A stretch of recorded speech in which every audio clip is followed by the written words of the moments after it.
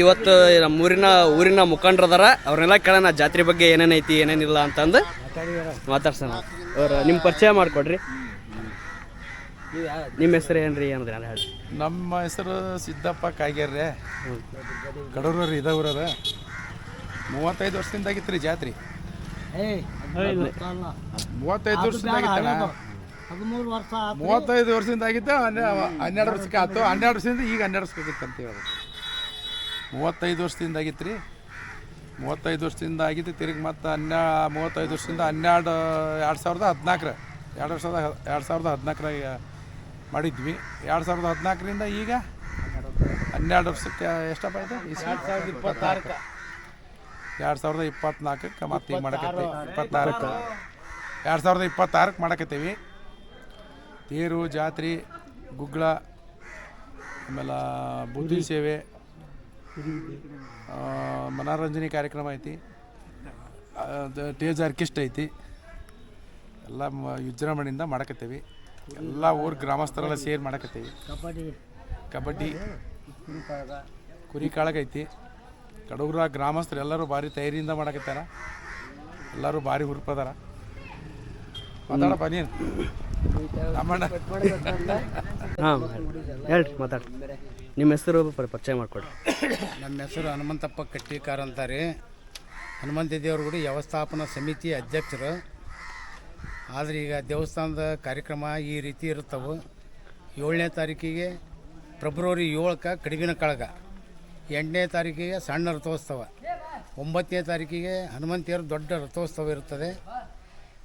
ಅದಕ್ಕೆ ದೇವಸ್ಥಾನಕ್ಕೆ ಸುಣ್ಣ ಬಣ್ಣ ತೇರ್ಗಡ್ಡಿ ಪಾಲಿಶ್ ಮಾಡಿದ್ದು ಕಮ್ಮಿ ಅಂದರೆ ಒಂದು 5 ರಿಂದ 6 ಲಕ್ಷ ರೂಪಾಯಿ ಖರ್ಚು ಮಾಡ್ಯಾವ ನಾವು. ದೇವಸ್ಥಾನಕ್ಕೆ ಈಗ ತೇರು ಮಾಡ್ಬೇಕಂದ್ರೆ 1 ರಿಂದ 2 ಲಕ್ಷ ರೂಪಾಯಿ ಇದು ಬೇರೆ ಖರ್ಚು ಬರ್ತದೆ ರೀ. ಮಾಲಿ, ಹಣ್ಣು, ಕಾಯಿ, ಪುರಂತರು ಈ ಎಲ್ಲ ಸೇರಿ ಹಿಂಗೆ ಮಾಡಕತ್ತೇವ್ರಿ. 9ನೇ ತಾರೀಕು ಮುಗಿದ್ರಿಂದ 10ನೇ ತಾರೀಕಿಗೆ ದುರ್ಗಾದೇವಿ ಬಣ್ಣ ಹಚ್ಚ ಕೊಟ್ಟದ್ದು ದುರ್ಗಾದೇವಿ 10ನೇ ತಾರೀಕಿಗೆ ದೇವಸ್ಥಾನಕ್ಕೆ ಬರ್ತೈತೆ ರೀ. 11ನೇ ತಾರೀಕಿಗೆ ದೇವಿಗೆ ಹರಕೆ ಕೊಟ್ಟು ಕುರಿ ಕಡ್ದು ಜಾತ್ರೆ ಮಾಡೋದು ರೀ.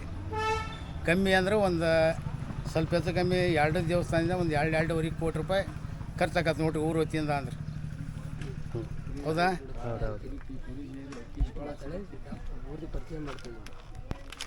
ಅಣ್ಣ, ಈಗ ಕಡೂರಾಗ ಒಂದು 12 ವರ್ಷಕ್ಕೊಮ್ಮೆ ಜಾತ್ರೆ ಆಗತ್ತೆ ಅನ್ನಕತ್ತೀರಿ. ನಿಮಗೆ ಸಂತೋಷ ಐತ್ರಿ ಗಡ್ರ ಜಾತ್ರೆ ಆಗಕತ್ತಿರೋದು?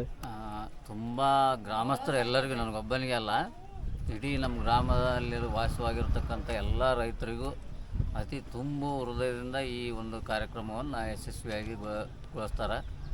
ಮುಂದೆ ಈ ತೇರು ರಥೋತ್ಸವ ಮತ್ತು ದುರ್ಗಾದೇವಿ, ಆಮೇಲೆ ನಮ್ಮ ಕರಿಯಮ್ಮ ದೇವಿ, ಮಾತಂಗಮ್ಮ, ವಿವಿಧ ದೇವಸ್ಥಾನಗಳು ಮಂಗಳವಾರ ದಿವಸ ವಿಜೃಂಭಣೆಯಿಂದ ಮೆರವಣಿಗೆ ಮೂಲಕವಾಗಿ ದುರ್ಗಮ್ಮನ ತನ್ನ ದೇವಸ್ಥಾನಕ್ಕೆ ಮೂಲ ಸ್ಥಾಪನೆಗೆ ಕರ್ಕೊಂಬರಲಾಗುವುದು. ಅದ್ರ ಜೊತೆಗೆ ಬೀರಲಿಂಗೇಶ್ವರ, ಆಂಜನೇಯ ದೇವಸ್ಥಾನ, ಕರಿಯಮ್ಮ ಪಲ್ಲಕ್ಕಿ ಉತ್ಸವ, ವಿವಿಧ ಕಾರ್ಯಕ್ರಮಗಳನ್ನು ಹಮ್ಮಿಕೊಂಡಿದ್ದೇವೆ. ಎಲ್ಲ ನಮ್ಮ ಗ್ರಾಮದ ಹಿರಿಯರು ತುಂಬ ಪ್ರೋತ್ಸಾಹದಿಂದ, ಗೌರವದಿಂದ ಈ ಒಂದು ಕಾರ್ಯಕ್ರಮನ ಯಶಸ್ವಿಗೊಳಿಸ್ತಾರಂಥ ನಂಬಿಕೆಯಿಂದ ಈ ಕಾರ್ಯಕ್ರಮವನ್ನು ನಾವು ಜಾರಿಗೊಳಿಸ್ತಾ ಇದ್ದೀವಿ. ಅದೇ ರೀತಿಯಾಗಿ ಯಾವುದೇ ಅಹಿತಕರ ಘಟನೆ ನಡೆಯದಂತೆ ಎಲ್ಲ ಗ್ರಾಮಸ್ಥರು ನೋಡ್ಕೋಬೇಕು. ಪ್ರತಿಯೊಬ್ಬರು ಈ ಕಾರ್ಯಕ್ರಮದಲ್ಲಿ ಭಾಗವಹಿಸಬೇಕಾಗಿ ಗ್ರಾಮದ ಎಲ್ಲ ನಮ್ಮ ಬಾಂಧವರಿಗೆ ವಿನಂತಿ ಮಾಡ್ಕೊಳ್ತಾರೆ.